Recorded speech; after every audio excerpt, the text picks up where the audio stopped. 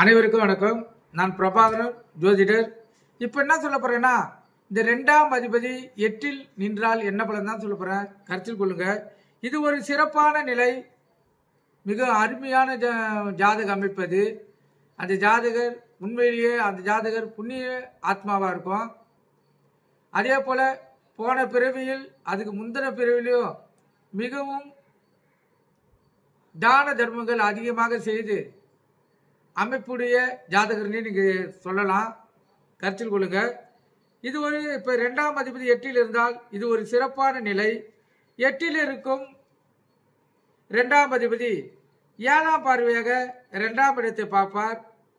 ஒரு கிரகம் தன் வீட்டை பார்த்தால் அதற்கு ஆட்சி பலம் உண்டு.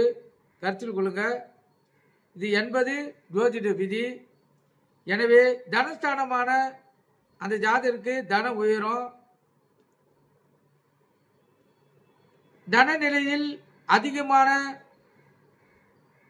வாழ்க்கை அவருக்கு உயர்த்தப்படும். கருத்தில் கொள்ளுங்க. அதே அப்படின்னா பொருளாதாரம் மிக அதிகமான சிறப்பான பலனை அவருக்கு தரும். 8ஆம் இடமாக இருப்பதால் திடீர் தனவரவு, அதாவது புதையல் ஏற்படுற யோகம் ஏற்படும். புதையல்னா சொந்தக்காரங்களால் திடீர் அந்த காசு கிடைக்கிறது, அந்த பணம் கிடைக்கிறது, இல்லை ஏதாவது ஒரு இப்போ லாட்ரி சீட்டு அது போல் எதிர்பாராத விதத்தில் அந்த பணம் கிடைக்கிறது. அதே போல் தானாக மற்றவங்களுடைய பணமும் வந்து சேரும். தத்து பிள்ளையாக எடுத்து அவங்க மொத்த சொத்தையும் இந்த ஜாதகத்தில் எழுதி வச்சுருவாங்க. அது ஒரு அமைப்பு. கருத்து அது போல் எது வேணால் நீங்கள் எடுத்துக்கலாம். அது சிம்பிளாக சொல்லப்போனால் அந்த ஜாதகருக்கு உழைக்காமையே பணம் வரும். ராஜ யோக வாழ்க்கையை அந்த ஜாதகரால் பெற முடியும். கருத்தில் கொள்ளுங்க. இப்போ 7க்கு 2ஆம் இடம்,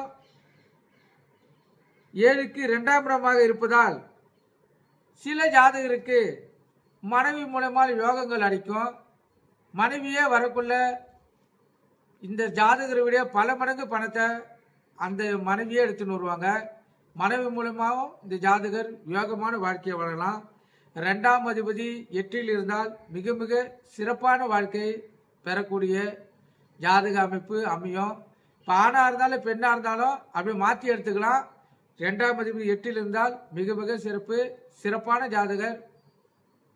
கருத்தில் கொண்டு பயன்பெறுங்க. நன்றி, வணக்கம்.